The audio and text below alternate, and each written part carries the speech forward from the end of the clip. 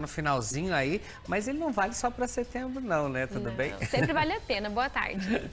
Mas então explica pra gente o que é esse famoso Setembro Verde. Olha só, o setembro é um mês em que a gente se dedica a falar um pouquinho mais sobre a prevenção do câncer coloretal, que é o câncer de intestino. E isso é muito importante porque quando a gente avalia a incidência, a gente sabe que câncer de intestino é o segundo tipo de câncer mais prevalente em homens e mulheres no Brasil. E a gente sabe também que alguns tipos a gente consegue prevenir por meio de alguns hábitos. Então é muito importante que a gente fale sobre isso agora, mas que a gente leve isso para os outros meses do ano também. E Raquel, assim, como que deve ser esse cuidado, né, esses cuidados com a alimentação, né, e a prevenção do câncer de intestino? Olha, o câncer de intestino, como eu falei, então, alguns tipos podem ser prevenidos por hábitos que a gente pode adotar ou não adotar. Então, o primeiro deles, que aumenta o risco de câncer de intestino, é o tabagismo.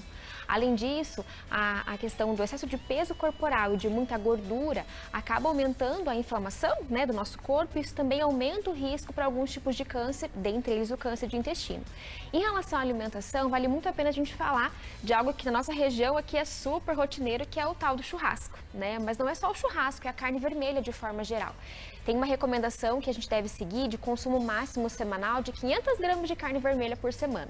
Se a gente pensar, tipo, foi no churrasquinho fim de semana, a gente comeu muito mais do que isso, às vezes uma única vez, né? Então, pensar em limitar o consumo de carne vermelha a essa quantidade semanal, cuidando com a forma de preparo, então evitando o que a gente chama de calor seco, que é grelhar, fritar ou até mesmo churrasco, preferir a forma de preparo refogada ou então, né, que tem um calor úmido, porque isso diminui a produção de compostos, que aumenta o risco para câncer de intestino.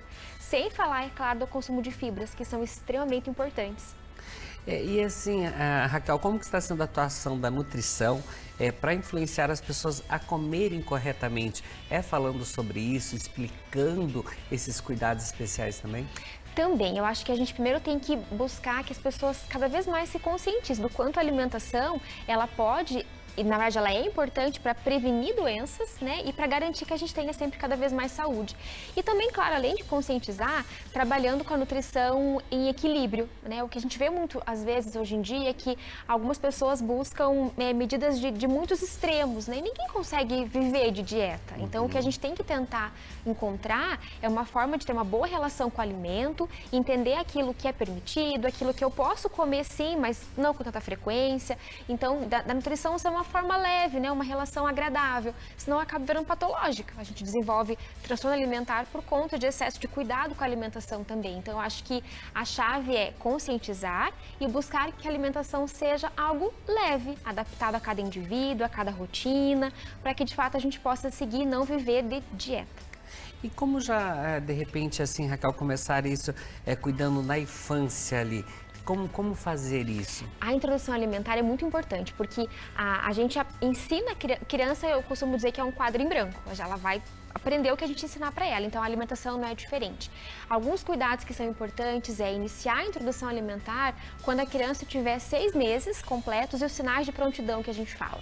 E quando a gente introduz a alimentação, tentar ser extremamente variada, com diferentes tipos de alimentos, diferentes Aquele cortes. prato colorido que Exato. vocês falam pra gente, bem E colorido. tentar assim, por exemplo, a cenoura, hoje eu vou oferecer então ela cozida, na forma de palitinho, né? Na outra semana eu ofereço ela em cubinhos, para que a gente mude também o formato que a gente apresenta, cuidar com a introdução precoce de açúcar. A recomendação Bolo de hoje cenoura não pode, não, então ainda até mais com pode, chocolate em mas cima, sem não. açúcar.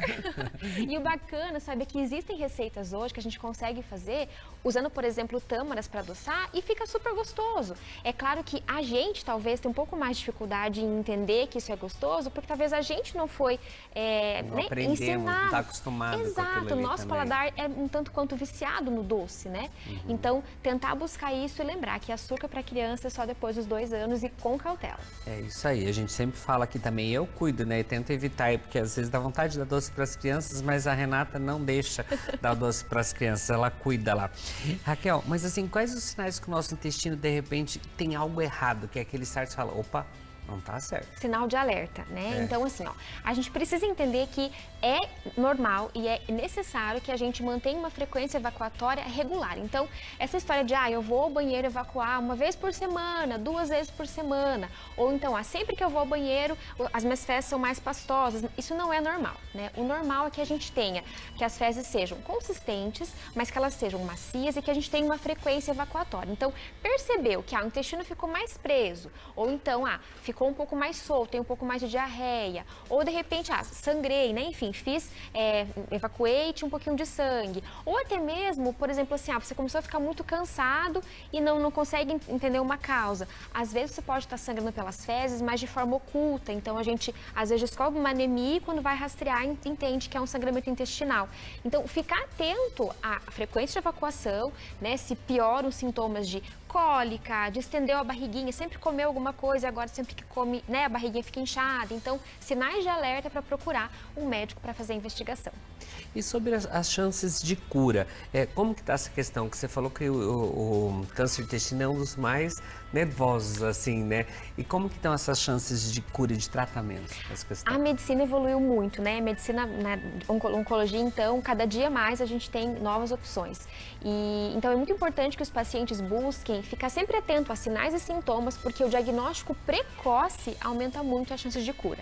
Quanto mais tardiamente a gente descobre uma doença, maior o risco da doença, né, estar em um estágio mais avançado, ter feito metástase. Então, ficar atento a sinais e sintomas e descobrir precocemente é muito importante porque aumenta a chance de cura. E assim, Débora, não só pensando na prevenção do câncer de intestino, mas para o bom funcionamento, né? Quais as medidas simples que, de repente, nossos telespectadores aí, eles podem fazer no seu dia a dia ali, que com certeza vai fazer uma enorme diferença?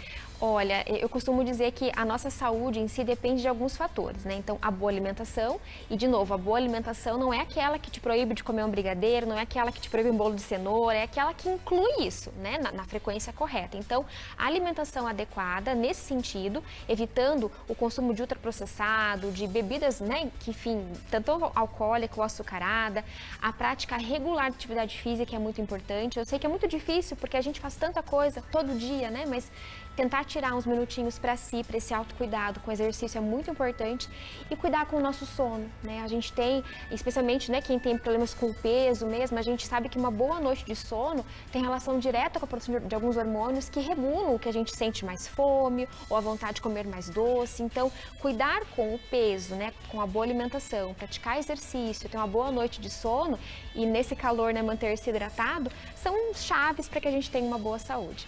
E não deixando de salientar que a gente precisa fazer exame de prevenção. É isso que eu ia te perguntar, Raquel. As pessoas estão mais preocupadas, elas falam mais isso só no Setembro Verde, deixa só para setembro, ou durante o ano você vê que as pessoas estão preocupadas, que estão indo para o consultório já pesquisar, ver como que tá, ou com essas reclamações? Em geral, as pessoas de forma geral procuram um médico quando tem algum sintoma, né? E eu costumo falar assim, quando a gente tem qualquer coisa que você percebe, então, meu intestino ficou mais preso, né? Pensei, não encontrei nada, vá ao médico, mas antes que isso se torne um sintoma que de repente pode ser uma doença mais grave. Então, em geral, as pessoas procuram um médico quando tem alguma coisa muito incomodada, mas fique atento e procure e faça exame de prevenção para que você consiga, enfim, diagnosticar mais precocemente e ter chance de ficar bem o mais rápido possível. Porque a gente fala, né, o Setembro Verde é uma prevenção, a gente fala em prevenção, é para isso mesmo, que é para você cuidar, se prevenir, mudou alguma coisa aí, tá indo muito no banheiro, tá vendo coisas diferentes e tal, procurar um médico aí e se cuidar.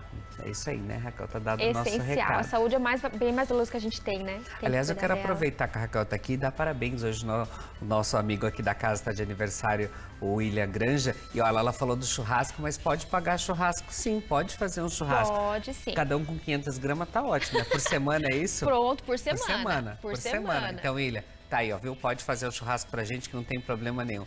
Parabéns, amigo. Muitas felicidades aí pra você. E Raquel, gratidão, obrigado. Tem o Insta da Raquel ali também, de repente você quer